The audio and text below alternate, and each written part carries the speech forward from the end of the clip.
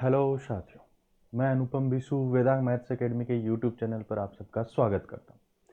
अपने चल रही थी एलपीपी की सीरीज लीनियर प्रोग्रामिंग प्रॉब्लम्स की या फिर ऑप्टिमाइजेशन टेक्निक्स बोल सकते हैं, उसकी सीरीज। उसमें हमने काफ़ी हद तक कर लिया है। हमारा लास्ट टॉपिक बचा है गेम थ्योरी का। गेम थ्योरी जो है वो ओनली फर्स्ट ग्रेड वालों के लिए, सेकंड ग्रेड में गेम थ्योरी नहीं आती है। तो ये वीडियो केवल फर्स्ट ग्रेड के लिए है। उसमें हम गेम थ्योरी के बारे में डिस्कस करेंगे। देखो, गेम थ्योरी में जो क्वेश्चंस आते हैं उनमें जनरली हमें पूछा जाता है या तो सैडल पॉइंट्स, कल्याण बिंदु बोलते हैं जिसको, या फिर पूछा जाता है वैल्यू ऑफ गेम्स, खेल का मान कितना है उसके बारे में। देखो, उसको निकालने के कई तरीके हैं, काफ़ी सारे मेथड्स हैं उसको निकालने के। तो उसके दो मेथड्स या तीन मेथड जो हमारे काम में आएंगे उसके बारे में हम थोड़ा सा डिस्कस कर लेते हैं। देखो, देखते हैं सबसे पहले उनके बारे में।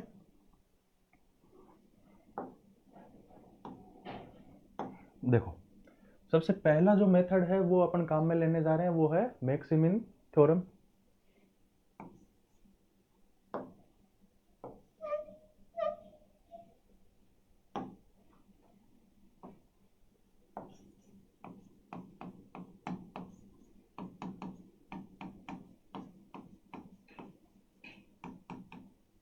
मैक्सिमिन या मिनीमैक्स थ्योरम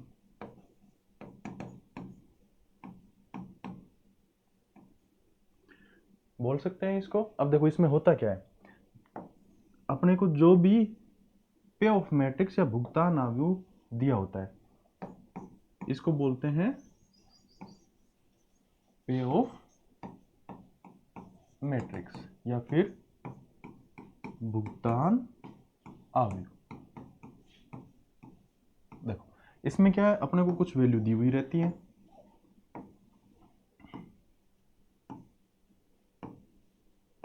जैसे मान लिया ये कोई मैट्रिक्स दिया हुआ है जिसमें अपने को कुछ भी वैल्यू दी हुई है। यहाँ मान लिया A11 है, A21 है, A31 है, A41 है, A51 है। ऐसे यहाँ पे भी अपने को क्या है, वैल्यूज दे रखी है। जो भी वैल्यूज दी हुई है, ठीक है, ये एक प्लेयर ए के लिए है और ये एक प्लेयर बी के लिए। दो प्लेयर दिए हुए रहते हैं, ए और बी। प्लेयर हो सकते हैं, कंपनीज हो सकती हैं, कुछ भी हो सकती है जिनकी पे ऑफ मैट्रिक्स ये दी हुई रहती है। इसको बोलते हैं, जो इधर लिखा रहता है साइड में, उसकी पे ऑफ मैट्रिक्स। ए की पे ऑफ मैट्रिक्स, ए की पे ऑफ मैट्रिक्स बोला जाता है। जो साइड में लिखा हुआ रहता है उसी प्लेयर की। अगर बी के कॉरस्पॉन्डिंग निकालनी हो तो सारे एलिमेंट्स को किससे मल्टीप्लाई कर देते हैं, माइनस से। या फिर ए के कॉरस्पॉन्डिंग सोल्व करते हैं, लास्ट में जो वैल्यूज हमें मिलती हैं उनको क्या कर देते हैं, माइनस से मल्टीप्लाई कर देते हैं। वो बी के लिए वैल्यू ऑफ गेम आ जाती है। मतलब ए के लिए जो वैल्यू ऑफ गेम यहां से हम निकालेंगे, अगर वही बी के लिए हमसे पूछ रहे तो क्या करेंगे, उसको माइनस से मल्टीप्लाई कर देते हैं, वो बी की वैल्यू ऑफ गेम्स आ जाती है। उसकी बजाय अगर इनके जो लाभ है, हानि है, उसके बारे में पूछा जाए या मैक्सिमम गेन पूछा जाए ए का, तो वो तो हम सीधा निकाल लेंगे। लेकिन अगर बी का पूछा जाए तो बी के लिए क्या करेंगे, जैसे ए के लिए सर मैक्सिमम चूज करते हैं वैसे बी के लिए क्या करते हैं, मिनिमम चूज करते हैं। तो इसी मैट्रिक्स को माइनस से मल्टीप्लाई करके फिर मेथड अप्लाई कर देते हैं।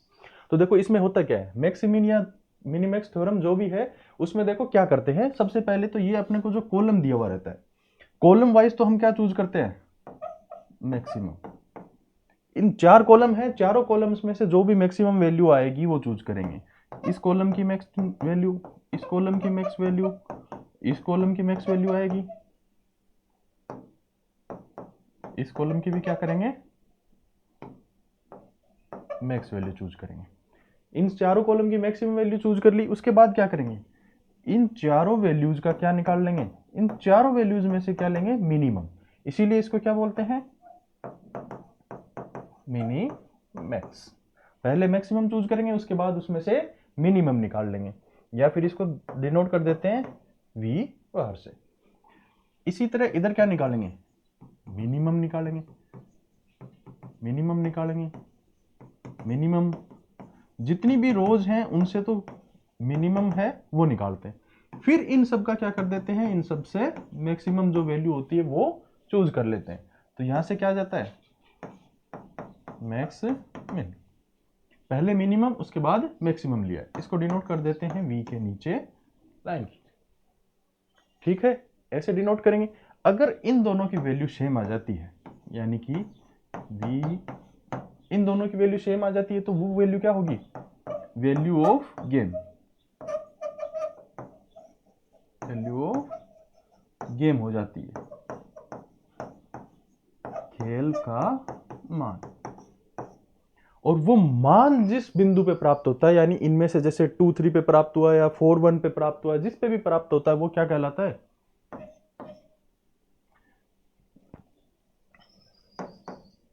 ये जो वैल्यू है, ये जो वैल्यू है, ये अपने को जिस भी बिंदु पे मिलती है,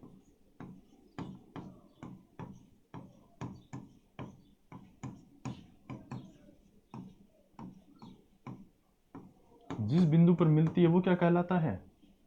सैडल पॉइंट, सैडल पॉइंट, या इसको क्या बोल देते हैं? कल्याण बिंदु। ठीक है, तो ऐसे निकालते हैं मैक्सिमिन या मिनीमैक्स थ्योरम से। अब चलो इस पे आधारित जो क्वेश्चन है वो देख लेते हैं। देखो ये दिया हुआ है, स्कूल लेक्चर 2022 में पूछा हुआ क्वेश्चन है, खेल का भुगतान मैट्रिक्स दे रखा है, बी के लिए खेल का मान पूछा है। देखो मैट्रिक्स किसके लिए? ए के लिए। मान किसके लिए पूछ लिया? बी के लिए। तो हम ए के लिए मान निकालेंगे, लास्ट में उसको क्या कर देंगे? माइनस से मल्टीप्लाई कर देंगे। देखो कल्याण बिंदु पूछा हुआ है और उसकी स्थिति पूछी हुई है, तो देखो करते हैं इसको। अब मैंने बताया था कॉलम के अकॉर्डिंग क्या करते हैं? मैक्सिमम निकालते हैं। तो कॉलम के अकॉर्डिंग मैक्सिमम छांटेंगे, तो इनमें से मैक्सिमम कौन सा है? 5। इनमें से मैक्सिमम कौन सा है? 3। इनमें से मैक्सिमम कौन सा है? 1। इनमें से मैक्सिमम 5। इनमें से मैक्स कौन सा है? 6। ये आ गए। अब इनमें से क्या करते हैं? मिनिमम निकाल लेते हैं। तो इनमें से मिनिमम कौन सा आ जाएगा? 5 3 1 5 6 में से मिनिमम क्या है? 1। वैसे ही रो के अकॉर्डिंग क्या करते हैं? मिनिमम छांटते हैं पहले। तो मिनिमम कौन सा इनमें से? -2 है इसके अकॉर्डिंग। इसके अकॉर्डिंग कौन सा हो गया? 1 हो गया। इसके अकॉर्डिंग -2 हो गया, और इसके अकॉर्डिंग -6 हो गया। फिर क्या करते हैं? इन सब में से मैक्स निकालते हैं। इन सब में से मैक्स निकालेंगे तो क्या हो गया? 1। देखो दोनों बराबर आ गए ना यहाँ पे, यानी कि v = v। ये आ गया। कितना मान आ रहा है दोनों का? 1। तो खेल का मान कितना हो गया? 1। ये तो क्या आ गई? वैल्यू ऑफ गेम, खेल का मान। खेल का मान आ गया। सैडल पॉइंट कौन सा आया? जिस पे ये मान मिल रहा है वो। किस पे मिल रहा है? इस पे। इधर से भी यही है, तो सैडल पॉइंट कौन सा हो गया?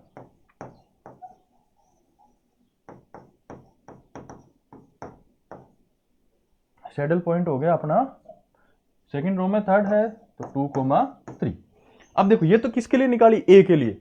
पूछा किसके लिए है? बी के लिए। तो क्या करेंगे? माइनस से मल्टीप्लाई कर देंगे। तो खेल का जो मान है वो क्या हो जाएगा अपने लिए? -1। तो देखो -1 इसी में दिया हुआ है, -1, और कल्याण बिंदु की स्थिति कितनी दी हुई है? 2, 3, यानी कि -1 and saddle point is at position 2, 3। तो अपना हो जाएगा ऑप्शन नंबर फर्स्ट करेक्ट। तो देखो ऐसे निकालेंगे, कॉलम वाइज मैक्सिमम छांटेंगे, सारे कॉलम से मैक्सिमम, फिर उन सब में से जो मिनिमम है उसको ले लेंगे। ऐसे ही रो वाइज क्या करेंगे? सबसे पहले सबसे मिनिमम जो छांटेंगे, और उसके बाद क्या करेंगे? उसमें से जो सबसे बड़ा है, मैक्सिमम है, उसको ले लेंगे। यही होती है मिनिमैक्स थ्योरम या मैक्समिन थ्योरम। बढ़ते आगे। देखो अगला क्वेश्चन भी वैसे ही है, इसको भी वैसे ही सोल्व करेंगे। कॉलम वाइज मैक्सिमम, तो इनमें से सबसे बड़ा कौन सा है? 13। इनमें सबसे बड़ा 12। इनमें सबसे बड़ा 14। इनमें सबसे बड़ा 14। अब इनमें से सबसे छोटा देख लेते हैं। इनमें से सबसे छोटा कौन सा आ गया? 12। अब रो के अकॉर्डिंग देखें तो सबसे छोटा कौन सा है? 8। इसमें सबसे छोटा 8। इसमें सबसे छोटा कौन सा है? 12। और इन सब में से सबसे बड़ा देखते हैं तो कौन सा आ जाता है? 12। दोनों का मान बराबर आ गया, यानी क्या हो गया? वैल्यू ऑफ गेम आ गई।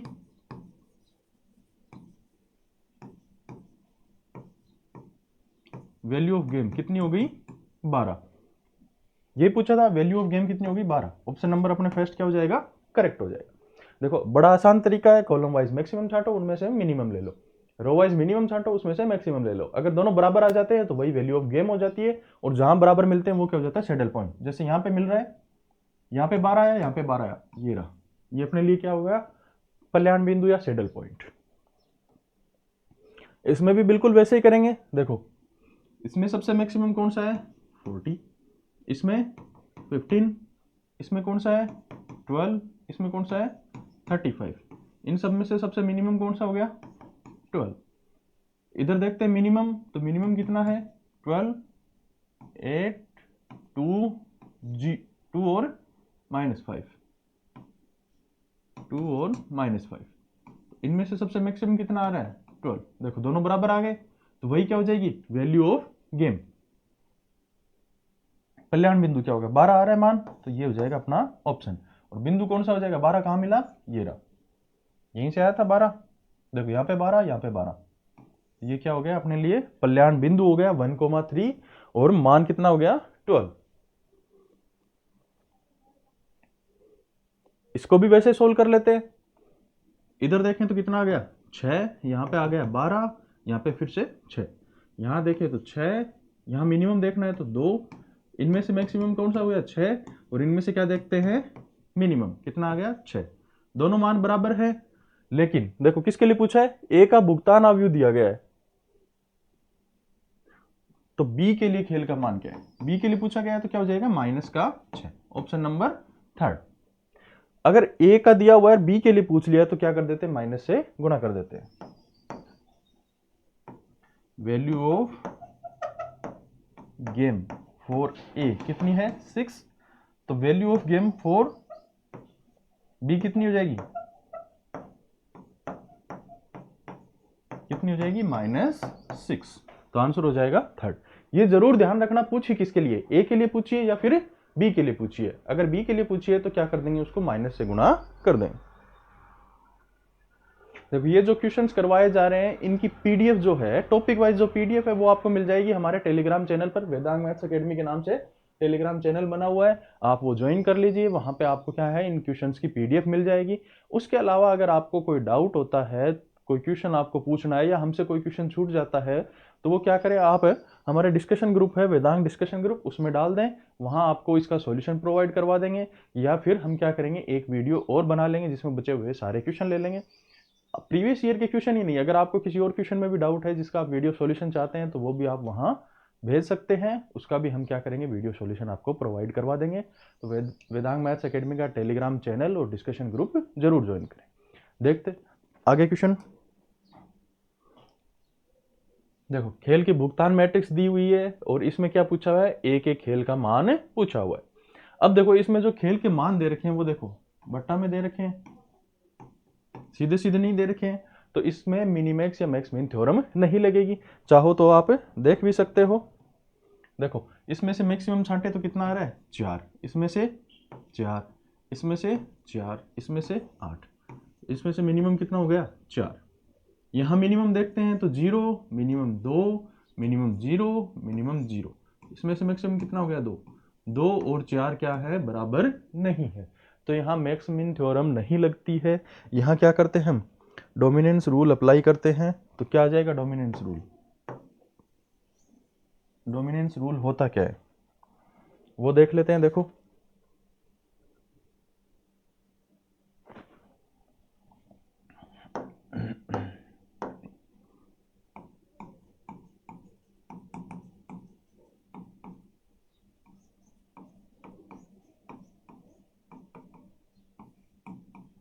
डोमिनेंस मेथड देखो क्या बोलता है। हम क्या करते हैं? कॉलम्स में से जो मैक्सिमम होता है उसको छांटते हैं, ठीक है, और रोज में क्या करते हैं? मिनिमम होता है उसको छांटते हैं। तो कॉलम में जब हम मैक्सिमम छांट रहे हैं, जैसे 2 लिखा हुआ है, 4 लिखा हुआ है, 6 लिखा हुआ है, यहाँ पे 5 लिखा हुआ है, हम क्या करेंगे? इस 6 को छांटेंगे, ठीक है, बाकी हम नहीं लेंगे काम में। दूसरे कॉलम में मान लो 1 है, -1 है, 2 है, 4 है, तो हम क्या करेंगे? मैक्सिमम को छांटेंगे। तो यहाँ क्या करेंगे? 4 को छांटेंगे। अलग अलग है तो दिक्कत होती है। अगर मान लो यहीं पे क्या हो जाए, ये 4 भी यहां आ जाए, तो क्या हो? इसमें भी इसी को छांट रहे हैं। दोनों दो ही कॉलम का हमें एक गेम दिया हुआ है, 4 रोज दी हुई हैं। उस गेम में क्या करें? अब हमने दोनों यहीं से लिए हैं, तो क्या हुआ? बाकी हमारे किसी काम में नहीं आए। तो इसमें होता क्या है कि जो रोज है उसमें हम चेक करते हैं जो रो डोमिनेट करती है। देखो कॉलम में हम क्या करते हैं? मैक्सिमम छांटते हैं। देखो इसको याद करने का तरीका तो यही है। कॉलम में हम क्या करते हैं? मैक्सिमम को छांटते हैं, और रो में क्या करते हैं? मिनिमम को छांटते हैं। तो जो कॉलम बड़ा होगा, कॉलम वाइज चेक करेंगे, जो कॉलम बड़ा होगा उसको क्या कर देंगे, डिलीट कर देंगे। ऐसे ही रो वाइज चेक करेंगे, जो रो छोटी होगी उसको क्या कर देंगे, डिलीट कर देंगे। यही क्या है, डोमिनेंस रूल। डोमिनेंस रूल कहता है कि जो कॉलम डोमिनेट करता है, जो कॉलम डोमिनेट करता है उसको हटा देते हैं, और रो में कंपैरिजन करते हैं तो जो रो डोमिनेट करती है वो रहती है, जो छोटी रहती है उसको क्या कर देते हैं, हटा देते हैं। यही है डोमिनेंस रूल। देखो क्वेश्चन पे अप्लाई करके देख लेते हैं इसको। मैट्रिक्स दी हुई है, इसमें क्या करें, देखो हमने ये बताया कॉलम में बड़ा होगा उसको हटाएंगे, जो कॉलम में मैक्स छांटते हैं ना, तो जो बड़ा होगा कॉलम उसको हटाएंगे, रो में जो छोटी होगी उसको हटा देंगे। तो देखो यहां कंपैरिजन करें तो इन दोनों रो को देखो, 4 से छोटा है 3, 2 के बराबर है, 4 के बराबर 0, तो ये छोटा हो गया, तो इसको क्या करें, इसको हम हटा देते हैं। रो में मैंने क्या बताया था, रो में छोटा छांटते हैं तो रो में छोटी रो है उसको हटा देते हैं, कॉलम में जो बड़ा होगा वो कॉलम हटाएंगे। कॉलम में देखना चाहो तो कॉलम में देख सकते हैं, जैसे कॉलम में है, इन दोनों कॉलम की तुलना करें, 4 4, 2 से छोटा 0, 4 8, जो बड़ा कॉलम है उसको हटाते हैं तो यहां ये तो काम में नहीं आएगा। बाकी दो ये जो कॉलम और हैं इनको और देख लेते हैं। अगर फिर भी ये नहीं काम करता है तो फिर क्या करते हैं, देखो इसके साथ एक तरीका और है। हमने कॉन्वेक्स सेट पढ़ा था, अमुक समुच्चय के क्वेश्चंस देखे थे, उसमें हमने क्या देखा था, lambda x1 plus 1 minus lambda x2, ऐसा एक लिखा था x3 के लिए। ये पॉइंट क्या होना चाहिए, उसी में होना चाहिए। तो यहां क्या करते हैं, ऐसी दो रो के लिए निकाल लेते हैं, दो कॉलम के लिए ये अप्लाई कर देते हैं, और फिर उसका कंपैरिजन क्या कर लेते हैं, तीसरे से कर लेते हैं। यहां से डोमिनेंस निकल के आ जाएगा। वहां से क्या करते हैं, अगर कॉलम में देख रहे हैं तो जो इन दोनों के एवरेज से अपन क्या करते हैं, ज्यादातर लेमडा का मान क्या पुट कर लेंगे, लेमडा इक्वल टू 1/2, या फिर क्या कर लेंगे, दो कॉलम का औसत निकाल लेंगे। दो कॉलम का औसत निकालते हैं, वो तीसरे कॉलम से क्या आ जाता है, छोटा आ जाता है, तो तीसरा कॉलम हम क्या करेंगे, हटा देंगे। ऐसे रो का निकालेंगे, दो रो का क्या करते हैं, हम क्या करते हैं, औसत निकाल लेते हैं। रो में हम छोटा छांटते हैं, अगर उनका औसत किसी तीसरी रो से बड़ा आ जाता है तो जो कम वाली रो थी उसको क्या करेंगे, हटा देंगे। तो देखो यहां पे कॉलम है, कॉलम में क्या करते हैं, बड़े कॉलम को हटाते हैं तो एवरेज निकालेंगे, तो एवरेज बड़ा आ गया तो उसको क्या कर देंगे, हम हटा देंगे। जैसे इन दोनों का एवरेज निकालें, 4 और 2 का एवरेज कितना, 4 2 6 का आधा 3, 4 0, ऐसे इसमें से 8 और 0 का कितना आता है, 4, 4 और 0 का कितना आएगा, 2, और देखो ये तो हमारे हट चुका है, इन दो का निकालते हैं, 4 और 2 का कितना, 3, 4 और 0 का कितना आ जाएगा, यहां से 2, 8 और 0 का कितना आ जाएगा, 4। अब देखो इससे तुलना करें, इस कॉलम से, 3 से बड़ा 4, 2 के बराबर 2, 4 के बराबर 4, तो ये कॉलम भी क्या होगा, हट जाएगा अपने पास। ऐसे ही बाकी की तुलना भी कर लेंगे। अब इनको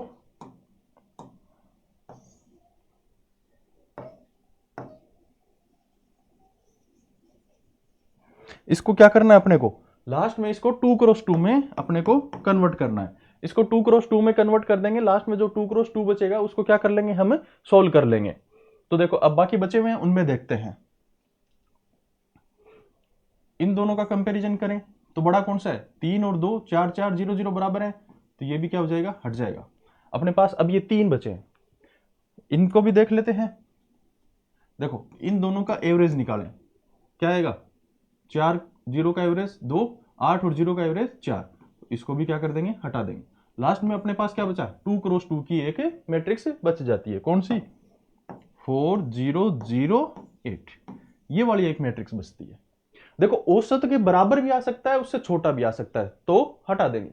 रो में छोटा हटाते हैं तो छोटा भी हो सकता है और बराबर भी हो सकता है। औसत लेने पे ही नहीं, ऐसे भी हटा सकते हैं, जैसे हमने पहला हटाया उसमें क्या था, 3 बराबर था, ये 3 छोटा था 4 से, उसके बाद क्या था, 2 बराबर, 4 बराबर, 0 बराबर, 3 एलिमेंट बराबर थे, एक छोटा था, हमने हटा दिया। अगर ये दोनों सेम टू सेम होती तो इनमें से एक रो को हटा देते, एक रख लेते। ऐसे ही कॉलम में क्या होता है, बड़ा होता है उसको हटाते हैं, तो बड़ा भी हो सकता है बराबर भी हो सकता है, उसको हटाते चलेंगे, बराबर भी हट सकता है। देखो ये आ गया। अब जब 2 क्रॉस 2 में बदल जाएगा तो उसके बाद क्या करेंगे, हम एक सूत्र अप्लाई करेंगे। वो सूत्र क्या है अपने पास, ये सब करने के बाद अपने पास वैल्यू ऑफ गेम निकालने के लिए एक सूत्र है, वो अप्लाई करेंगे। क्या होगा, V11 into V22 minus V12 into V21 upon में आएगा V11 प्लस V22 और इसमें से घटा देंगे क्या, V12 प्लस V21। ये अपने पास सूत्र ये क्या देगा, वैल्यू ऑफ गेम देता है। तो देखो यहां से वैल्यू ऑफ गेम क्या हो जाएगी, वैल्यू ऑफ गेम V कितनी हो जाएगी, क्या सूत्र था,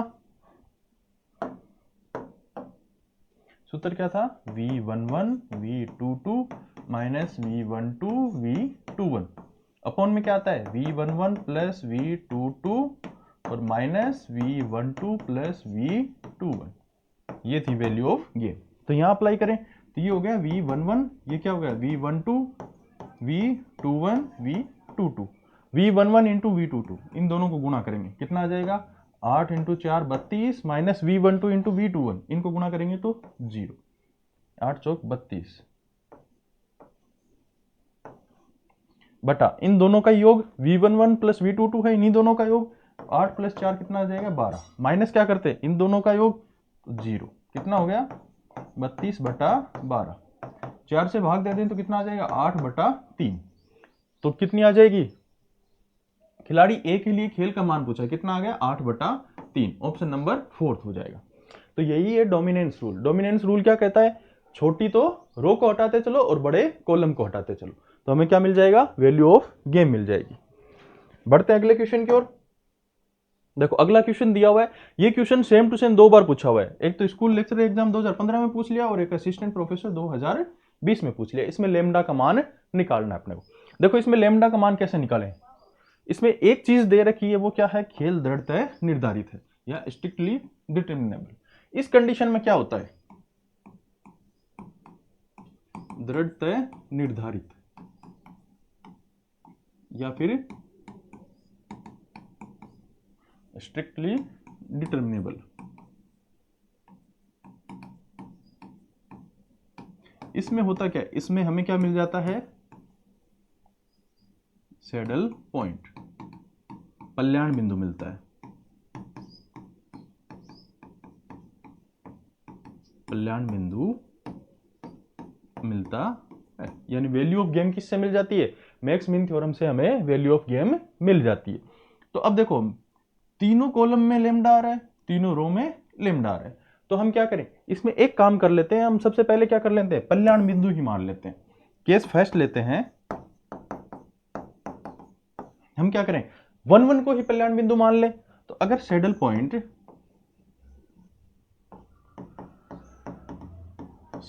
क्या हो जाए 1 1 हो जाए तो क्या होगा, सैडल पॉइंट 1 1 होने का मतलब क्या है, वैल्यू ऑफ गेम क्या आ गई, लेमडा, v बराबर क्या आ गया, लेमडा मान आ गया।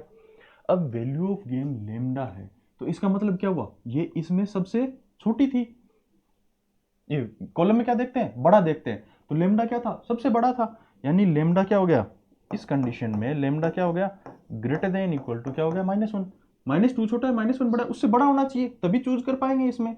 और ऐसे ही रो में देखें तो रो में क्या है, 6 और 2 छोटा होना चाहिए रो में, तो 6 बड़ी है 2 छोटी है, तो ये 2 से भी क्या होना चाहिए छोटा, lambda less than equal to क्या होना चाहिए 2।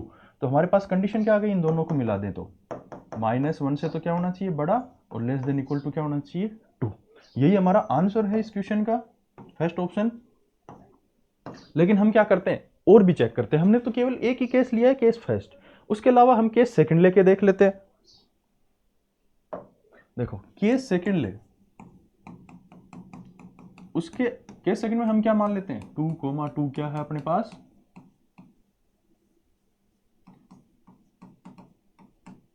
सैडल पॉइंट है।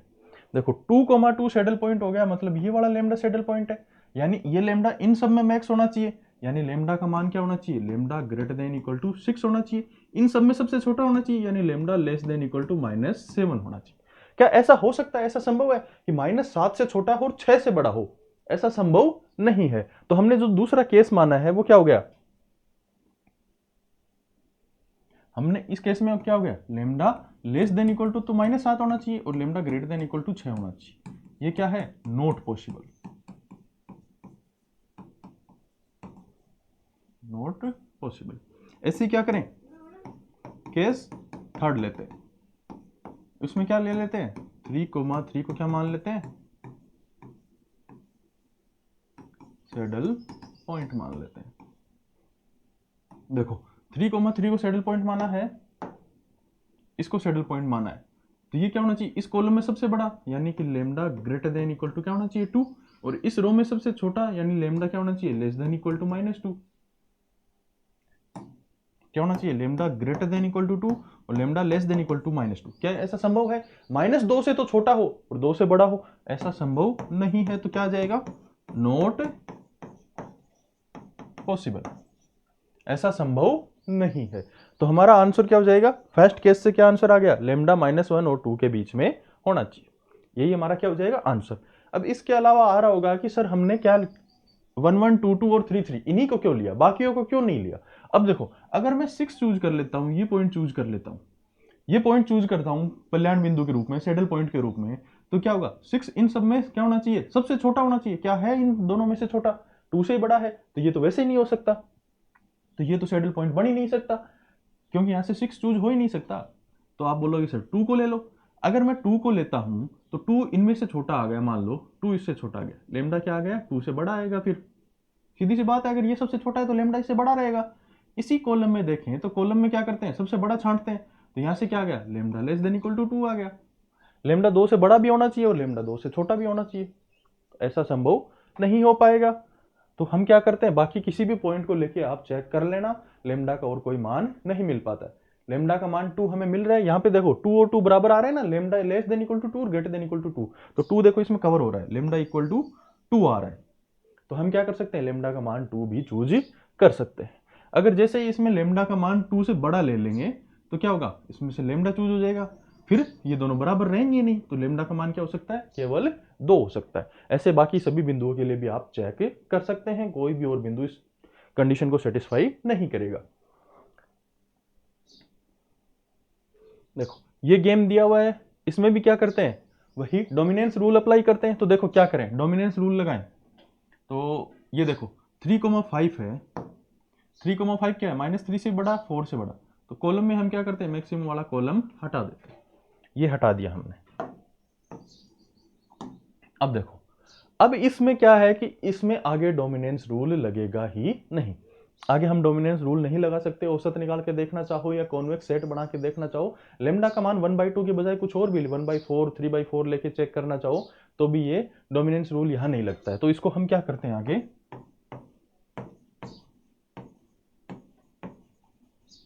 सब गेम मेथड से सोल्व करेंगे। अब सब गेम मेथड होता क्या है, सब गेम मेथड अप्लाई करते हैं हम कब, जब हम डोमिनेंस जो रूल है उससे हम क्या कर लें, 2 क्रॉस n या n क्रॉस 2 की मैट्रिक्स में कन्वर्ट कर लें। डोमिनेंस रूल से हम 2 क्रॉस n या n क्रॉस 2 की मैट्रिक्स में कन्वर्ट कर लें, तब हम क्या कर सकते हैं, सब गेम मेथड लगा सकते हैं। हमने यहाँ एक कॉलम हटाया है, उसको बिना हटाए भी हम क्या चाहें तो सब गेम मेथड लगा सकते हैं। अब देखो सब गेम मेथड होता क्या है, 2 क्रॉस n या n क्रॉस 2 के जो बच जाते हैं उनमें से प्रत्येक रो या प्रत्येक कॉलम को लेते हुए हम 2 क्रॉस 2 की मैट्रिक्स बनाते हैं।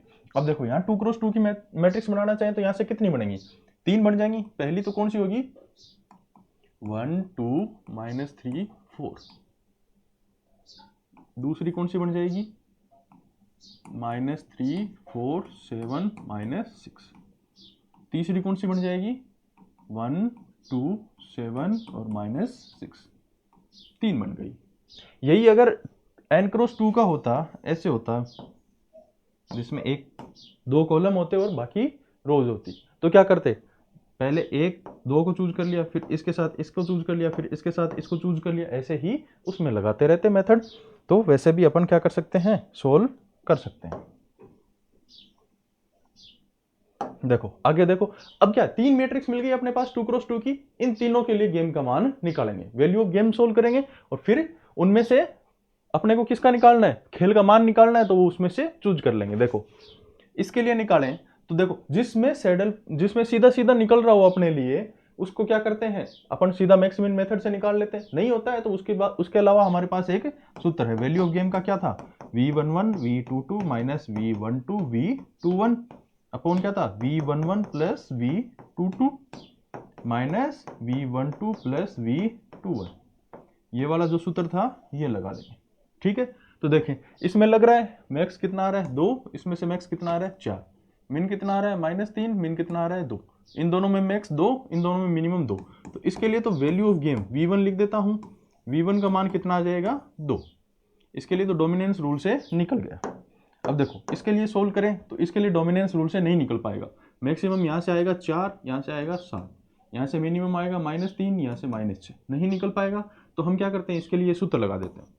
v2 निकालेंगे तो इसमें क्या है, इन दोनों का क्या करते हैं, पहले गुणा, कितना आ जाएगा 18, माइनस फिर इन दोनों का गुणा, कितना आ गया 28, फिर इन दोनों को जोड़ते हैं तो -9, माइनस करके इन दोनों को जोड़ देते हैं तो कितना 11, कितना हो गया -10 बटा -20, ये आ गया 1/2 मान आ गया v3। देखो इसके लिए सोल्व करें, v3 इन दोनों को गुणा करें तो कितना आ जाएगा -6, फिर इन दोनों को गुणा करते हैं तो कितना आ जाएगा -14, अपॉन में इन दोनों को जोड़ते हैं तो कितना आ जाएगा -5, माइनस इन दोनों को जोड़ें तो कितना आ जाएगा 9, तो कितना बन गया -20 अपॉन -14, कितना आ गया 10/7, ये मान आ गया। देखो 10/7 आया, 1/2 आया है, इधर कितना आ गया 2 आ गया अपने पास। अब देखो इसको सोल्व करना है, पे ऑफ मैट्रिक्स दी हुई है तो खेल का मान क्या होगा। अब देखो इसको a के लिए सोल्व करें तो अपने पास क्या आ जाएगा, जब भी हम ऐसे क्वेश्चन को a के लिए सोल्व करेंगे तो क्या हो जाएगा, a के लिए हम क्या करते हैं, जो मान आता है अपने पास वही लेते हैं। वहीं b के लिए क्या होगा, हम इसको निकालना चाहें तो क्या हो जाएगा, उसको क्या कर लेते हैं, नेगेटिव से गुणा करके फिर देख लेते हैं। तो देखो a के लिए देखना चाहें तो a क्या है, अपना गेन जो है, प्रॉफिट जो है वो क्या करना चाहेगा, मैक्सिमम करना चाहेगा। तो वैल्यू ऑफ गेम मिली है अपने पास 10/7 मिली, 1/2 मिली, 2 मिली। तो a के लिए वैल्यू ऑफ गेम कितनी हो जाएगी, जो मैक्सिमम है इनमें से कितनी हो जाएगी 2, 1/2 और 10/7 में से मैक्सिमम कौन सी है 2। तो हमारा आंसर क्या हो जाएगा इसमें, ऑप्शन नंबर 4 2 आ जाएगा आंसर। वहीं अगर b के लिए देखना चाहें, b के लिए मैंने क्या बोला था, उसको माइनस से गुणा कर लेते हैं तो क्या हो जाएगा -2, -1/2 और -10/7। अब इनमें से मैक्सिमम कौन सी है, -2 छोटा रहता है, -10/7 भी कितना आएगा -1 पॉइंट समथिंग आएगा, तो वो भी छोटा रह जाता है, -1/2 सबसे बड़ा है। तो b के लिए वैल्यू ऑफ गेम कितनी हो जाएगी -1/2। तो इसका लास्ट में अपने पास सॉल्यूशन क्या निकल के आया, वैल्यू ऑफ गेम 4a तो कितनी आ गई 2 और 4b कितना आ जाएगा -1/2, ये आ जाएगा। ठीक है, तो अपने ए के लिए पूछा हुआ है, किसी के लिए नहीं पूछता तो हम ए के लिए मान के चलते हैं, कितनी आ जाएगी 2। आगे बढ़ते हैं, देखो स्टेटमेंट पूछा हुआ है 2014 असिस्टेंट प्रोफेसर में आया हुआ क्वेश्चन है, दो व्यक्ति शून्य योग खेल नियम में से कौन सा सीधा संबंध नहीं रखता, यानी 2% zero sum game, 2% zero sum game है उसमें से does not have direct relevance, ये पूछा हुआ है। देखो 2% जीरो सम गेम है, उसमें क्या करते हैं, प्योर स्ट्रेटजी काम में लेते हैं, मिक्स काम में लेते हैं, सिंगल वाली भी काम में आती है, केवल एक बचती है ऑप्टिमम स्ट्रेटजी, इष्टतम युक्ति, ये काम में नहीं ली जाती है। तो ये कौन सा हो गया, अपना आंसर हो जाएगा ऑप्शन नंबर 2। तो डायरेक्ट स्टेटमेंट बेस्ड क्वेश्चन आया हुआ है। आगे वाला देखो, ये भी स्टेटमेंट बेस्ड है, कौन सा कथन सत्य नहीं है, ये पूछा हुआ है कि कौन सा कथन इनमें से गलत है। तो देखो दो व्यक्ति शून्य योग खेल में इष्टतम युक्तियों का समुच्चय एक खिलाड़ी के लिए अवमुख समुच्चय होता है।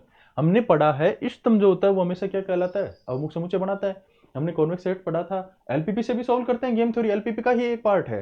तो इसमें क्या होगा, जो अवमुख समुच्चय इष्टतम हलों का जो समुच्चय वो क्या होगा, अवमुख समुच्चय बनाता है। तो इष्टतम युक्तियों का समुच्चय खिलाड़ी के लिए क्या हो जाएगा, अवमुख समुच्चय हो जाएगा। ये कथन तो क्या हो गया, right. Optimal strategy for a player in A 2% zero sum game is a convex set. True है, कॉन्वेक्स सेट होता है, हमने पहले वीडियो में देख लिया था एलपीपी के।